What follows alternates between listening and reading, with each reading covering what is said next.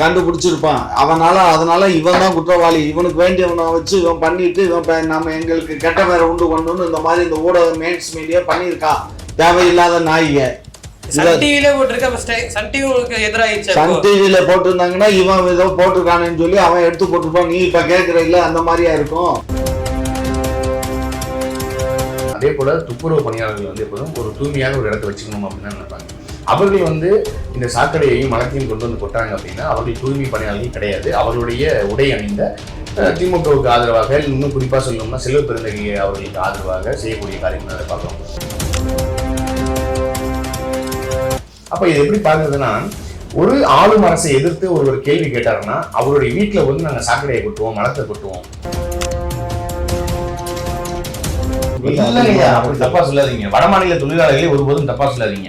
எப்போது திமுகங்கிற ஒரு கட்சி ஆரம்பிக்கப்பட்டதோ, எப்போது திமுக ஆட்சிக்கு வருகிறதோ, திமுக உங்களுக்கு எல்லாம் தெரிஞ்சது.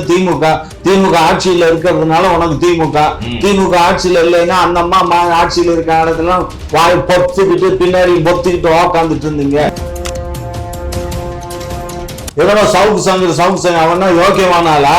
அவரு நான் கேட்கிறேன், என்ன யோக்கிய அரசை எதிர்த்து ஒரு கேள்வி கேட்டாருன்னா அவருக்கு பால அரசுக்கு அதுக்கும் சம்பந்தம் இல்ல. அது எப்படி அவர் நக்சலுக்கு போய் பாதுகாப்பு எப்படியா கொடுக்க முடியும்? நக்சல்னா என்னங்க? நக்சல்னா என்ன? தீவிரவாதி இயக்கத்தை சேர்ந்தவனுங்க பூரா தீவிரவாதிய. ஆமா, உங்களை எதிர்த்து கேள்வி கேட்டா தீவிரவாதிகள். திமுக சார்ந்த அந்த கருப்பு சிவப்பு துண்டு போட்ட ஒருவர் வந்து காக்கி யூனிஃபார்ம் போட்ட ஒரு காவல் அதிகாரி. அராஜகம். திமுக என்பது ரவுடிசம் தான். அதான நடந்துட்டு இருக்கு. இன்னைக்கு எதிர்த்து கேள்வி கேட்க முடியுதா?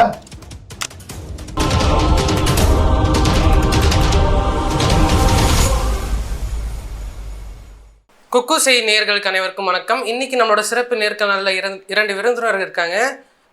திமுகவின் முன்னோடி முனைவர் காமாட்சி நாயுடு அவர்களும் ஊடகவியலாளர் அம்சத் அவர்களும் தான் இருக்காங்க. வாங்க பேசுவோம். வணக்கம். வணக்கம். ஐயா, உங்கள் ஆட்சியில் சட்ட ஒழுங்கு ரொம்ப சீர்கேடாக இருக்குது. ஏன் இன்னைக்கு காலையில் கூட பார்த்தீங்கன்னா 8 இடத்துல ஒரே 1 மணி நேரத்தில் 8 இடத்துல செயின் பறிப்பு நடந்திருக்கு. பிரபல யூடியூபர் சவுக்கு சங்கர் அவர் வீட்டில் அத்துமீறி எல்லாம் பண்ணியிருக்காங்க. அதுவும் உங்களோட துப்புரவு பணியாளர் சீருடைய போட்டு போய் அத்துமீறி எல்லாம் உடைச்சிருக்காங்க, அங்கெல்லாம் பண்ணியிருக்காங்க. உங்கள் ஆட்சியில் மட்டும் இப்படி நடந்துட்டுருக்கு? எல்லா ஆட்சியிலையும் தான் நடக்கும். என்ன எங்க ஆட்சியில மட்டும் நடக்குது? உங்க ஆட்சியில ரொம்ப சட்டம் ஒழுங்கு சீர்கேடா இருக்கு. அதெல்லாம் எந்த நாய் சொல்லுது? எல்லாரும் சொல்றாங்களே. பொதுமக்கள் வந்து ஓட்டு போட்ட மக்களே சொல்றாங்க. ஓட்டு போட்ட மக்கள் யாரும் சொல்ல மாட்டாங்க. 8 பேருங்கிறது எப்படி தெரியும்? 8 பேருங்கிறது போலீஸ்ல கம்ப்ளைண்ட் வாங்கி அதை கம்ப்ளைண்ட்டை கண்டுபிடிச்சதுனால தானே தெரியும் 8 பேர்னு. போலீஸ்ல கம்ப்ளைண்ட் பண்ணலைன்னா தெரியுமா? 8 பேர் அப்படியெல்லாம் யாரும் இருக்க மாட்டாங்க. சரியா? நாங்கள் எல்லாத்தையும் கண்டுபிடிச்சி எல்லாத்தையும் மீட்டி கொடுத்துருவோம். யாரும் கவலைப்பட வேணாம், பறி கொடுத்தவங்க. அதனால அது தனி செப்பரேட்டு. 1 மணி நேரத்தில் 8 இடத்துல பறிச்சிங்கன்னா 1 மணி நேரத்தில் 8 இடத்துல நடந்துச்சுங்கிறது எப்படிதான் உனக்கு தெரியும்? செய்திகள்ல வருது. எந்த நாய் சொல்லுச்சு? எல்லா ஊடகத்திலயும் வருது. எந்த ஊடகத்துல வந்துச்சு? அவன் வந்து அதிகாரப்பூர்வமான ஊடகம் அது. அந்த மாதிரி ஒன்றை நான் யூடியூப்ல போட்டிருப்பான். அதை போய் எல்லா மெயின்ஸ்ட்ரீம் மீடியாலயும் வந்திருக்கு. மெயின்ஸ்ட்ரீம் மீடியாவுக்கு எப்படி தகவல் போகும்? 8 பேருங்கிறது இவன் 8 இடத்துல போய் இவன் கூட போனானா அப்ப அவன் தான் குற்றவாளி. காலையில அறிவாலயத்துக்கு போயிருக்காங்க, அங்கிருந்து ஒரு 8 பேர் வெளில வந்திருக்காங்க. அப்படி கண்டுபிடிச்சிருப்பான். அதனால இவன் தான் குற்றவாளி, இவனுக்கு வேண்டியவனை வச்சு இவன் பண்ணிட்டு இவன் நம்ம எங்களுக்கு கெட்ட பேரை உண்டு பண்ணணும்னு இந்த மாதிரி இந்த ஊடக மெயின்ஸ் மீடியா பண்ணியிருக்கான். தேவையில்லாத நாயிக. சன் டிவில போட்டிருந்தாங்கன்னா இவன் ஏதோ போட்டிருக்கானு சொல்லி அவன் எடுத்து போட்டிருப்பான். நீ இப்ப கேட்கிற இல்ல அந்த மாதிரியா இருக்கும். எப்படி உங்க ஊடகத்துல நீங்களே போட்டுவீங்க, ஆனா உங்களுக்கு எதிராக பண்றான்றீங்க. சன் டிவில எல்லாம் வராது. சன் செய்திகளை வந்திருக்கேன், பார்த்தேன். இப்பதான் என்ன பார்த்த? 1 மணி நேரத்துல 8 இடத்துல செயின் பறிப்பு நடந்திருக்கு. செயின் பறிப்பு நடந்த அப்புறம் தான் போலீஸார் அலர்ட் ஆயிருக்காங்க அப்படின்ட்டு ஊடகத்துல பேசுறாங்க. சரி, அதுக்கு முன்னாடி வரையும் போலீஸ் அலர்ட்டா இல்லையா? ஏன் இதெல்லாம் இப்படி இருக்காங்க? போலீஸ் எல்லாம் அலர்ட்டா தான் இருக்கும். எல்லா இடத்துலயும் கேமரா இருக்கு. ஈஸியா எவனும் ஸ்நாக்ஸ் கேமரா இருந்தா இவ்வளவு நேரத்துக்கு காலை 8 மணிக்கு நடந்தது, இப்ப 11 மணி இவ்வளவு நேரத்துக்கு கண்டுபிடிச்சு அதெல்லாம் அவன் குற்றவாளி என்ன அங்கனக்குள்ளேயே உட்காந்துட்டு இருப்பான். உன் வீட்டுக்கு பக்கத்துல திருடிட்டு உன் வீட்டுல வச்சு படுக்கையை போட்டு தூங்கிட்டு இருப்பானா? அவன் போயிருப்பான்ல திருடவன். அவன் இங்கே இருக்க மாட்டாங்க, என்ன உடனே தப்பி ஓடிடுவான். தப்பிச்சு வந்தாங்க அறிவாலயத்துக்கா? ஆமாம், அறிவாலயத்துக்கு தான். நீங்க எப்படி ஒத்துக்கிட்டீங்க? அப்புறம் அறிவுகட்டத்தனமா கேள்வி கேட்டாருன்னா அவருக்கு நான் என்ன பதில் சொல்ல முடியும்? அவரு கூட்டத்திலே வலையில கட்டுறாங்க, மோதிரத்தை கட்டுறாங்க. ஆமாம், அப்புறம் இவர் தான் அதுக்கு போய் முட்டு கொடுத்தாரு, இவர் தான் கண்டுபிடிச்சாரு. அதிசயமாக தான் ஏன் பேசுகிறீங்க? எல்லாமே உலகமே வந்து அதிசயத்தில் தான் இயங்கிக்கிட்டு இருக்கு போல இருக்குது. செய்யாத தவறுகளை செஞ்சதாக கற்பனை பண்ணி பேசுறது. எங்களுக்கும் திருடனுக்கும் நேய சம்பந்தம். அறிவாலயத்துக்கு வந்தான்ற உனக்கு ஏதாவது இருந்தால் இந்த மாதிரி எல்லாம் பேசுவீங்களா? இந்த மாதிரியெல்லாம் பேசுகிறத குறைச்சிக்கோங்க. இல்லை, தமிழகத்தில் சட்ட ஒழுங்குங்கிறது இன்னைக்கு நேற்று இல்லை. 2021 முத்துவேல் கருணாநிதி ஸ்டாலின் ஆகிய நான் அப்படின்னு எப்போது முதல்வர் அவர்கள் பதவி ஏற்றாரோ அன்னிலேருந்து தமிழகத்தில் சட்டம் ஒழுங்கு சரியில்லை. இப்போ நீங்கள் பாருங்கள், தொடர்ச்சியாக வேங்கவயல் சம்பவம் தொடங்கி இன்னைக்கு வந்து சவுக்கு சங்கர் அவர்கள் வீட்டில் வந்து துப்புரவு பணியாளர்களுடைய சீருடையை அணிந்து அவர்கள் அந்த வீட்டுக்குள்ளே போய் சாக்கடையையும் மலத்தையும் கலந்ததை வந்து எப்படி பார்க்க முடியும்? ஒரு துப்புரவு பணியாளர்கள் வந்து இந்த விஷயத்தை எப்போதுமே செய்ய மாட்டாங்க. ஏன்னா ஒரு மருத்துவர் எப்போதுமே வந்து பார்த்தீங்கன்னா ஒரு உயிரை காப்பாற்றணும்னு தான் நினைப்பார். அவர் ஒரு உயிரை கொல்லணும்னு நினைக்க மாட்டார். அதே போல் துப்புரவு பணியாளர்கள் வந்து எப்போதும் ஒரு தூய்மையான ஒரு இடத்த வச்சுக்கணும் அப்படின்னு தான் நினைப்பாங்க. அவர்கள் வந்து இந்த சாக்கடையையும் மலத்தையும் கொண்டு வந்து கொட்டுறாங்க அப்படின்னா அவர்கள் தூய்மை பணியாளர்கள் கிடையாது. அவர்களுடைய உடை அணிந்த திமுகவுக்கு ஆதரவாக, இன்னும் குறிப்பாக சொல்லணும்னா செல்வம் பெருந்தகை அவர்களுக்கு ஆதரவாக செய்யக்கூடிய காரியம் தான் அதை பார்க்குறோம். இப்போ நீங்கள் பார்த்தீங்கன்னா செல்வம் பெருந்தகை அவர்கள் வந்து ஆம்ஸ்டாங் அவர்களுடைய படுகொலையில் சம்மந்தப்பட்டிருக்காரு அப்படின்னு சவுக்கு சங்கர் அவர்கள் சொல்லியிருக்காரு. அதற்கு பின்பாக இந்த விஷயம் நடக்கும்போது இன்னும் குறிப்பாக சொல்லணும்னா செல்வ பெருந்தகை அவர்களோட தொடர்பில் இருக்கக்கூடிய ஒரு வழக்கறிஞர் ஒருத்தவங்க, பெண் ஒருத்தவங்க, அவங்க தான் இதில் வந்து முன்னிலை இருந்து அந்த கோஷம்லாம் போட்டுட்டு வராங்க. அந்த காணொலிகள் நம்ம பார்த்துருப்போம். ஐயோ பேரை மாற்றி சொல்லிட்டோம் அப்படின்னு சொல்லிட்டு திரும்ப கட்டாயிடுச்சா, திரும்ப ஃபர்ஸ்ட் ஸ்டார்ட் பண்ணுவோம் அப்படின்னு. அப்போ இது எப்படி பார்க்குறதுன்னா, ஒரு ஆளும் அரசை எதிர்த்து ஒரு கேள்வி கேட்டாருன்னா அவருடைய வீட்டில் வந்து நாங்கள் சாக்கடையை கொட்டுவோம், மலத்தை கொட்டுவோம் அப்படிங்கிறது பார்த்தீங்கன்னா உத்தரப்பிரதேஷ், மணிப்பூர் போன்ற வட மாநிலங்களில் பாஜக ஆளக்கூடிய மாநிலங்களில் இதெல்லாம் நடக்கும். ஆனால் இன்னைக்கு இது தமிழ்நாட்டிலேயே வருது அப்படின்னா இது திமுகவா இல்லை பாஜக ஆட்சி புரியுதா இந்த மாநிலத்தை அப்படிங்கிற ஒரு கேள்வி இருக்கு. தொடர்ச்சியாக வந்து பார்த்தீங்கன்னா தமிழ்நாட்டில் சட்டம் ஒழுங்கு சரியில்லை, எந்த இடத்துலையும் சரியில்லை. பெண்களுக்கு பாதுகாப்பு இல்லை, கல்லூரி மாணவ மாணவிகளுக்கு பாதுகாப்பு இல்லை, பெண் காவலருக்கே பாதுகாப்பு இல்லை. இன்னைக்கு ஒரே நாளில் 1 மணி நேரத்தில் 8 இடங்கள்ல செயின் பறிப்பு நடந்திருக்குன்னா அப்போ சட்ட ஒழுங்கு எந்த அளவுக்கு இருக்குங்கிற ஒரு கேள்வி இருக்கு. சாலைகளில் நடந்து போனாலாம் வெட்டி படுகொலை செய்கிறாங்க அப்படின்னா ஒரு வாகனத்தில் மகிழுந்தில் நம்ம காரில் போகிறோம், காரில் போகும்போது அந்த காரையே மறைச்சு நிப்பாட்டி படுகொலை செய்யக்கூடிய காட்சிகளை நம்ம பார்க்குறோம். இப்படிப்பட்ட விடயங்களை பார்க்கும்போது சமீபத்தில் ஜாகிர் ஹுசேன் அவர்கள் வந்து வக்ஃபு சொத்தை வந்து மீட்கணும்னு போராடி இருக்காரு. அவர் வந்து முதல்வருடைய தனிப்பிரிவில் பாதுகாப்பு பிரிவில் இருந்தவர். அவருக்கு எல்லா விதமான அரசு அதிகாரிகளையும் தெரியும். இன்னும் சொல்லணும்னா முதல்வருக்கு நேரடியாக கடிதங்கள் எழுதியிருக்காரு, காவல் நிலையத்தில் புகார் கொடுத்திருக்காரு, அனைத்து அதிகாரிகளையும் தொடர்பு கொண்டு இந்த விஷயத்த சொல்லியிருக்காரு. அவர் படுகொலை செய்யப்படுகிறாரு. மணல் கடத்தலை, அது கனிமவள கொள்ளையை தடுக்க போராடிய ஜெகபர் அலி அவர்கள் படுகொலை செய்யப்பட்டிருக்காரு. அதற்கு முன்பாக வந்து பார்த்தீங்கன்னா வாசி மக்கரம் அப்படிங்கிறது வந்து போதைப் பொருளை தடுக்கணும்னு போராடின அவரும் படுகொலை செய்யப்பட்டிருக்காரு. இப்படி தொடர்ச்சியாக யாரெல்லாம் தமிழ்நாட்டில் தமிழக மக்கள் நல்லா இருக்கணும். இன்னும் மயிலாடுதுறையில் பாருங்க, கள்ளச்சாரையை விற்பனை பண்றாங்கன்னு சொன்ன 2 கல்லூரி மாணவர்கள் வெட்டி படுகொலை செய்யப்படுறாங்க. அப்ப என்னன்னா சவுக்கு சங்கர் இன்னைக்கு ஒரு தெரிந்த முகம், இன்னைக்கு எல்லா தமிழ்நாட்டில் உள்ள அனைவருக்கும் தெரியும் ஒரு தெரிந்த முகம். அவருக்கே இந்த அளவுக்கு பாதுகாப்பு இல்லாத ஒரு சூழல் இருக்குன்னா, ஒரு தேசிய கட்சியினுடைய மாநில தலைவர் ஆம்ஸ்டாங் அவர்களுக்கும் பாதுகாப்பு இல்லைன்னா, ஒரு பெண் காவலருக்கே பாதுகாப்பு இல்லைன்னா, உங்களுக்கும் எனக்கும் நாளைக்கு ஆளும் அரசை எதிர்த்து ஒரு கேள்வி கேட்டுட்டோம்னா நம்ம எப்படி பாதுகாப்பாக போக முடியுங்கிற ஒரு கேள்வி இருக்கு. இதற்கு முன்பாகவே வந்து நான் வந்து தாக்குதலுக்கு உள்ளான அப்படிங்கிறது ஐயாவுக்கும் தெரியும். இதற்கு முன்பாகவே பல்வேறு அலைபேசியில் வந்து எடுத்து நம்மளை மிரட்டுவது, நீ சாலைகளில் நடந்து போனால் உன்னை காரை விட்டு அடிச்சிருவாங்குது, உன்னை வந்து பேசக்கூடாதுன்னு மிரட்டுவது. ஒரு ஆளும் அரசு தவறு செஞ்சால் நம்ம தவறுன்னு தட்டி கேட்கணும். அவங்க தவறு செய்யலை, நல்லது பண்ணாங்கன்னா நம்ம ஏன் தட்டி கேட்கணும்? நம்ம வந்து குறை சொல்ல வேண்டிய தேவையில்லை. இப்போ நீங்கள் தப்பு பண்ணீங்கன்னா தான் அவங்ககிட்ட ஏங்க அந்த தப்பு பண்ணீங்கன்னு நம்ம கேட்க போகிறோம். அப்போ ஆட்சிக்கு வருவதற்கு முன்பாக நீங்கள் சொல்கிறீங்க, தேர்தல் அறிக்கைகளை கொடுக்குறீங்க, ஒருபடி விவசாய மண்ணை கூட வந்து விவசாயியோட அனுமதி இல்லாமல் நாங்கள் பெற மாட்டோம், அதை வந்து ஆக்கிரமிப்பு பண்ண மாட்டோங்கிறீங்க. ஆனால் தொடர்ச்சியாக திமுக ஆட்சி அமைந்ததுக்கு பின்பாக எத்தனை இடங்களில் விவசாயிகள் போராட்டம் பண்ணுறாங்க.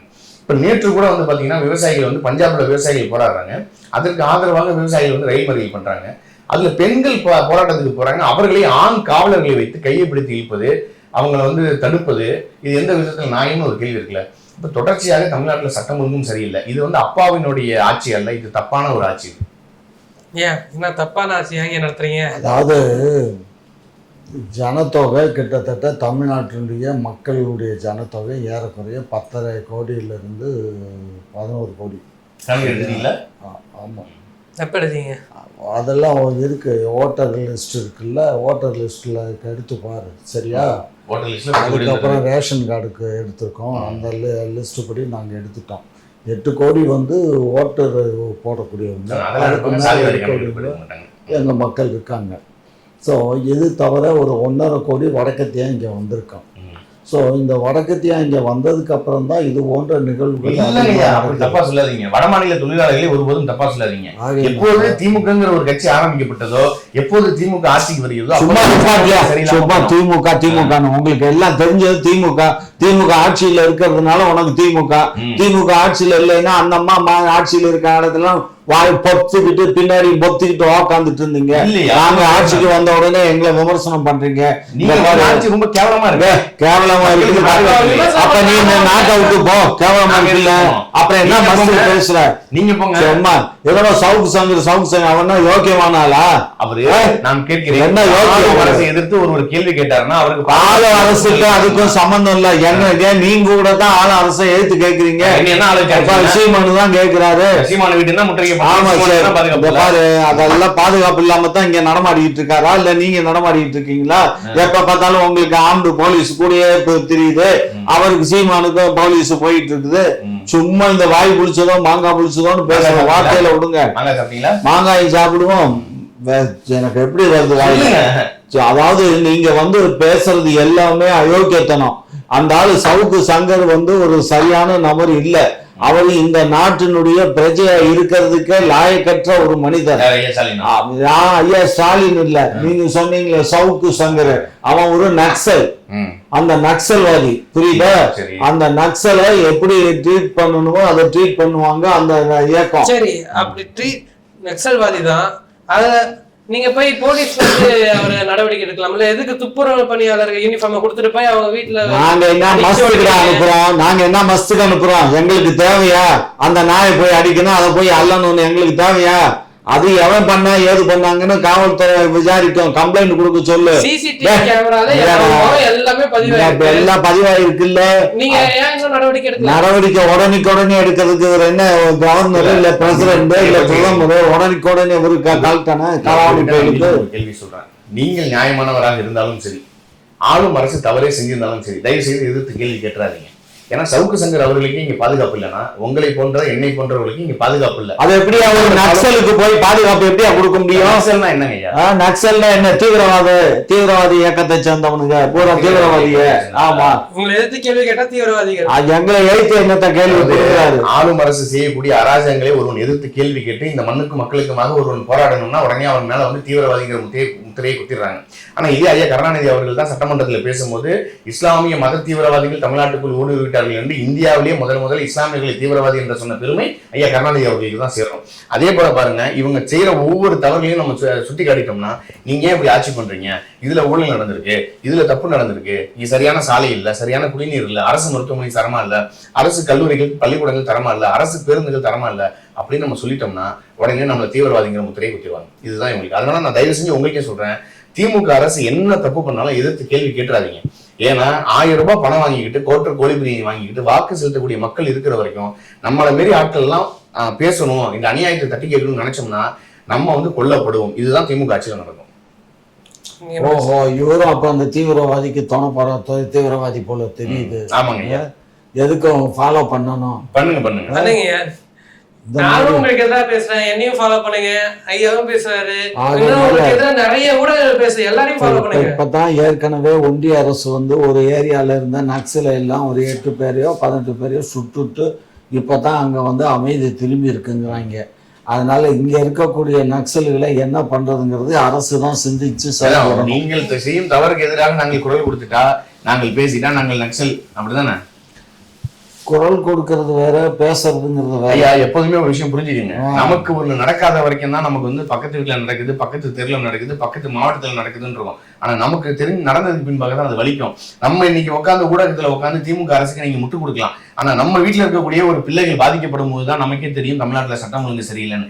நாங்கள் எங்க வீட்டுக்கு அந்த பிரச்சனை வந்துடக்கூடாதுன்னு நாங்க இங்க போராடிட்டு இருக்கோம். தமிழ்நாட்டில் இந்த மாதிரி சட்ட ஒழுங்குகள், பாலியல் தொல்லைகள், படுகொலைகள், இப்படி செயின் பறிப்பு சம்பவங்கள், ஒரு அரசை எதிர்த்து கேள்வி கேட்பவருக்கு பாதுகாப்பின்மை, இப்படி பல்வேறு சூழல்கள் நடைபெறுகிறது. இப்ப சவுக்கு சங்கர் அவர்கள் பேசும்போது என்ன சொல்றாரு? என்னுடைய வீடு இருக்கிறது யாருக்கும் தெரியாது, காவல்துறை அதிகாரிகளுக்கு தான் தெரியும், குறிப்பா சென்னையினுடைய கமிஷனர் அருண்குமார் அவர்களுக்கு தான் தெரியும். இது திட்டமிட்டு அருண்குமார் அவர்கள் நடத்தினது தான் அவரே வாக்குமூலம் கொடுக்குறாரு. ஒரு படிச்ச மனுஷன் லூசு மாதிரி பேசுறாரு. ஃபோன் நம்பர் இருக்கு, போன் நம்பர்லயே அதுக்கு ஒரு ஆப் இருக்கு. அந்த ஆப்பை போட்டாலே எந்த இடத்துல இருக்கு, அவன் எந்த விலாசம் என்ன, அவங்க இது என்னங்கிறது கம்ப்ளீட்டா அதுலதான் டீடைல் வந்துருமே. அப்புறம் என்ன பெருசா ஒரு நம்பர் தரேன், அந்த நம்பரோட டீடைல்ஸ் எடுத்து கொடுங்க. எல்லாத்தையும் எடுத்துறேன். என்ன கஷ்டம்? அதெல்லாம் ஒண்ணும் கஷ்டம். எல்லா வேலையும் நீங்க தான் பாத்து நாங்க பார்க்க வேண்டிய போன்லயே பண்ணி கொடுத்துடலாம். நீங்க ஒண்ணும் அங்க சைபர் கிரைமுக்கெல்லாம் போக வேண்டியது இல்ல. கவர்மெண்டே உங்க கண்ட்ரோல்ல தானே இருக்கு. ஆமா ஆமா. காவல்துறை அதிகாரியவே திமுக ஒருத்தர் கேக்குறாரு, எங்க ஆட்சி நடக்குது, நீ என்ன பேசுற, நான் பாத்துருமா, வா ஸ்டேஷனுக்கு வா, நான் உன்னை என்ன பண்றேன் பாருன்னு மிரட்டுறாரு. திமுக சார்ந்த அந்த கருப்பு சிவப்பு துண்டு போட்ட ஒருவர் வந்து காக்கி யூனிஃபார்ம் போட்ட ஒரு காவல் அதிகாரி. அராஜகம். திமுக என்பது ரவுடிசம் தான். அதனால நடந்துட்டு இருக்கு. இன்னைக்கு எதிர்த்து கேள்வி கேட்க முடியுதா? எப்படிங்க நீங்க 10 வருஷம் கழிச்சு ஆட்சிக்கு வந்தோடனே உங்களுக்கு அவ்வளவு அராஜகம் பண்றீங்க? ஏய், அராஜகங்கிறது எங்களுக்கு அது என்னன்னே தெரியாது. அதுக்கு மீனிங்கே எங்களுக்கு தெரியாது. புரியுதா? அராஜகம் பண்றதெல்லாம் எங்களை தவறா சித்தரிக்கக்கூடிய தவறான நபர்கள் தான் எங்களை வந்து அராஜகம்னு சொல்லி முத்திர குத்துறாங்க. ரெண்டாவது, இவங்க எல்லாமே தீவிரவாத குழுக்கள். இந்த தீவிரவாத குழுக்களோட இவங்களுக்கு டைப் இருக்கு. ஏன்னா இவரு வந்து எந்த இனத்தை சேர்ந்தவர், இவரும் அந்த தீவிரவாத குழுக்கள் இவங்களோட விடுதலை சிறுத்தைகளோட அந்த விடுதலை அது என்ன, அது அறிவாலய வாசல் இருக்கு, விடுதலை சிறுத்தைகள் இல்ல, அந்த விடுதலை புலிகள். அந்த விடுதலை புலிகளுடைய இயக்கத்தை வந்து இது தலைமையாக ஏற்றுக்கொண்டு நடக்கக்கூடிய தீவிரவாத குழுக்கள் இல்ல. விடுதலை புலியே தீவிரவாதி குழுங்கிறீங்களா? இங்க பாரு, நான் என்ன சொல்றேன், நீங்க வந்து இலங்கையில பிரபாகரனை தலைவராக ஏற்றுக்கொண்டு இல்ல ஒட்டுமொத்த தமிழ் இனத்துக்கும் அவர் தான் தலைவர். ஆமா, அவர் தான் நொட்டினாரு. பேசக்கூடாது. அப்புறம் நான் வந்து கருணாநிதி என்ன நொட்டினாரு? ஆமா, கருணாநிதி பூராத்தையும் நான் எடுத்து போடுறேன். அவர் இங்க பாரு, அவருடைய மக்களுக்கு தான் அது அவருக்கு அவர் என்ன பண்ற, அவர் விரும்பினா காலை உணவுக்கு மதிய உணவுக்கு இடைவெளியில ஒரு உணவு மக்களை ஏமாத்தினாரு. பதவி கேட்க போயிட்டு பிரபாகரனை பத்தி பேசுனா பிரபாகரனை பத்தி பேசு. பிரபாகரன் தமிழ்நாட்டுக்கு வந்து போராடினாரா? யாருக்கா போராடினாரு? மயிருக்கு போராடினா. அவர் நாடு அது. தமிழ் மக்கள் உலகம் பூரா தான் இருக்கான். தமிழ் மக்கள் எங்க இல்ல, அவன் அந்த நாட்டுல இருக்க தமிழர்கள். அது வேற நாடு, அது வேற நாடு. இலங்கை என்பது வேற நாடு. வேற நாட்டுக்காக அந்த வேற நாட்டுக்காக கருணாநிதி அது ஒரு சிம்பதிக்கு தான். சிம்பதிக்கா? மக்களை ஏமாத்துறதுக்கு இல்ல. அதான் அவரே சொல்றாரு, சிம்பதிக்கு இறக்க. அதான் சிம்பதிக்கு ஒரு இறக்க உணர்வுல பண்ணாரு, அவ்வளவுதான். இத வந்து நீங்க பெருசா அப்படி இருந்தாரு, இப்படி பண்ணாரு, அதை பண்ணாரு, இதை பண்ணாரு, எவ்வளவு கட்டுக்கு. என்ன இலங்கைக்கு இந்தியாவுக்கும் தமிழ்நாட்டுக்கு என்ன இருக்கு? இந்தியாங்கிறது ஒரு நாடு, இலங்கைங்கிறது ஏமா இப்ப இருக்கா? நான் என்ன சொல்றேன், இப்ப காசால இப்ப தெரு பிடிச்சி செஞ்சுட்டு நீ முஸ்லிம் தானே, இப்ப காசால அங்க முஸ்லிம்களை கொண்டு நீ என்ன பண்ண? நான் இஸ்லாமியர்களை தாண்டி முதல்ல நான் தமிழன், என் இனத்துக்கு தான் உண்மையா இருக்க முடியும். சும்மா அதெல்லாம் மற்ற நாடுகள்ல நடக்கிறது இங்க கொண்டு வரக்கூடாது. நாடு இது இந்தியா வேற. அவரும் சிம்பதிக்கு ஒரு ஃபார்மாலிட்டிக்கு தான், ஏமாத்துறதுக்கு ஃபார்மாலிட்டிக்கு. மக்கள் இங்க இருக்க மக்கள் எதுக்குடா ஏமாறுறான்? இவன் இலங்கைக்காரனா? இங்க இருக்கமே இலங்கைக்காரன் எவனும் எனக்கு ஓட்டு போட வேணாம், எங்களுக்கு ஓட்டு போட வேணாம். எங்களுக்கு எங்களுடைய தமிழ் மக்கள், தமிழ்நாட்டை சேர்ந்த ஆந்திராக்காரன் போடுறதா அவன் போடுவான், அவன் போட்டு அவன் ஆட்சி அமைப்பான். தமிழ்நாட்டுல நாங்க ஓட்டு வாங்கி நாங்க ஆட்சி அமைச்சிருக்கோம். அதுதானே உங்களுக்கு இப்ப பட்டுக்கிருச்சு. உனக்கும் தலைவருக்கும் தானே இப்ப ஓட்டு போட்ட தமிழக மக்கள் இருக்காங்களா, அவங்க காணொலியை பார்க்கணும். காணொலியை பாக்குறாங்க, கத்திரிக்காய் பாக்குறாங்க. உனக்கு என்ன, உன்னுடைய ஒருங்கிணைப்பாளரும் நீங்களும் பேசுறீங்க. எப்ப பாரு உடனே மக்கள், தமிழ் மக்கள், உலக தமிழுக்கெல்லாம். உலக தமிழ்னா என்ன? உலகத்தில் இருக்க தமிழர்களுக்கெல்லாம் அவர் என்ன, இந்த வைகோ அப்படித்தான் பேசுறாரு. உலகத்தில் இருக்கக்கூடிய தமிழர்களுக்கும் என்னுடைய தாயினுடைய தொப்புள் கொடி உறவு அப்படிம்பாரு. இவருடைய தாய் கருணாநிதினா தமிழ்நாடு தலைவரா?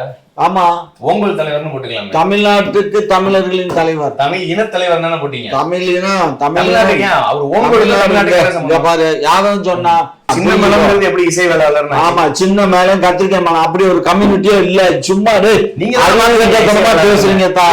எப்படி வேளாண்மை பண்ண முடியும்? இங்க பாரு, அவர் மேலகார நாயக்கர், அவ்வளவுதான். மேலகாரங்க மேலம் வாசிக்கக்கூடிய அந்த இனத்தை சார்ந்தவங்க இசை வேளாளர். புரிஞ்சுக்க எப்படி வேளாண்மை பண்ண முடியும்? இங்க பாரு, வேளாண்மைக்கு இசை வாசிக்கக்கூடியவங்களுக்கு பேர் தானே இசை வேளாளர். கருணாநிதி தானே மாத்தினாரதா? அதுக்கு கருணாநிதி மாத்தினாரு, தாத்தா மாத்தினாரு, நான் மாத்தினேன். ஒரே பிரச்சனை என்னன்னா, தமிழர்கள் எல்லாம் திமுக வாக்களித்ததுதான் பிரச்சனை.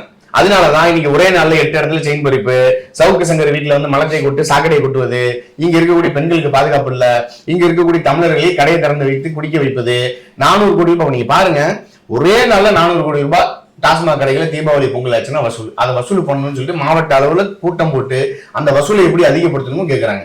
இதெல்லாம் நீங்க எப்படி பாக்குறீங்க? இல்ல, இவர் பேசுறாரு, இவர் பேசுறது ஏதாவது ஒரு உண்மை இருக்கா? உண்மைக்கு புறம்பான செய்தி. அவர் பேசுறது எல்லாமே புனையப்பட்ட செய்தி, எல்லாமே அவங்க தமிழ்நாட்டுல ஒரே நாள்ல சென்னையில 8 இடத்துல நடந்தது யாருடைய வேலையா இருக்கும்? திமுக வேலையா இருக்கும். கண்டிப்பா திமுக காரனா இருக்கும். கூட்டத்திலே வலையில கட்டுறீங்க. வலையில கலட்டல, சும்மா அந்த அதாவது இதுல என்ன ஒரு பெரிய அநியாயம் நடக்குதுன்னா, எல்லாமே ஒன்றும் இப்போ ஏற்கனவே நம்ம கிருஷ்ணகிரியில பிடிச்சோம். கடைசியில அவங்க யாரான்னு பார்த்தா அதிமுக. அதுல இவனுங்க நம்ம என்ன பண்டூட்டிக்கார கட்சி ஒண்ணு வச்சிருக்காரு. அப்புறம் பண்டூட்டிக்காரர் ஒரு கட்சி வச்சிருக்காருல, எம்எல்ஏ, இப்ப சட்டமன்றத்துல வெளியில வந்தார்ல, வேல்முருகன். அவர் கட்சியை சேர்ந்தவன் தான் வெட்டுப்பட்டு சேர்த்தான். அவன் கட்சியில இருந்தவனே செத்துருக்கான். அதாவது அவனை வெட்டினதும் அவன் கட்சிக்காரன் தான் வெட்டிருக்கான்.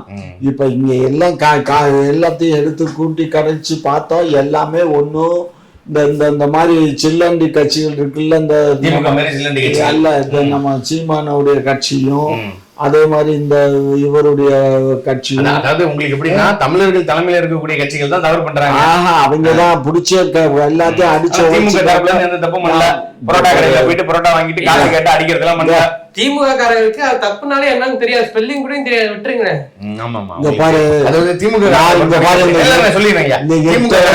எப்படின்னா, அவங்களுக்கு திருட தெரியாது, பொய் சொல்ல தெரியாது, ஊழல் பண்ண தெரியாது, லஞ்சம் வாங்க தெரியாது, பெண்களை பாலியல் ரீதியாக தொல்லை கொடுக்க தெரியாது, சாராயம் விற்க தெரியாது, கள்ளச்சாராயம் காய்ச்ச தெரியாது, கஞ்சா விற்க தெரியாது, சட்ட ஒழுங்கை எப்படி சீர்கெடுப்பது அப்படின்னு தெரியாது, கூட்டத்தில் எப்படி வலையிலலாம் தெரியாது, பெண்களை எப்படி இடிக்கலாம் அப்படின்னு தெரியாது, எப்படி எல்லாம் மணல் ஆளலாம் தெரியாது, எப்படி எல்லாம் கனிம வளத்தை கொள்ளடிக்கலாம் தெரியாது, எப்படி எல்லாம் காவலர்களை மிரட்டலாம் தெரியாது, எப்படி எல்லாம் பரோட்டா வாங்கிட்டு காசு கேட்டா கொடுக்க தெரியாது, ஒவ்வொரு பேக்கரியா போயிட்டு ஒரு டீ குடிச்சிட்டு பிரியாணி ஏண்டாவை தூக்க தெரியாது, சாப்பிட்ட காசுக்கு பணம் கொடுக்க தெரியாது, எதுவுமே தெரியாது திமுக காரங்களுக்கு. அதானங்க ஐயா? ஆமா, ஐயா விட்டுட்டார்.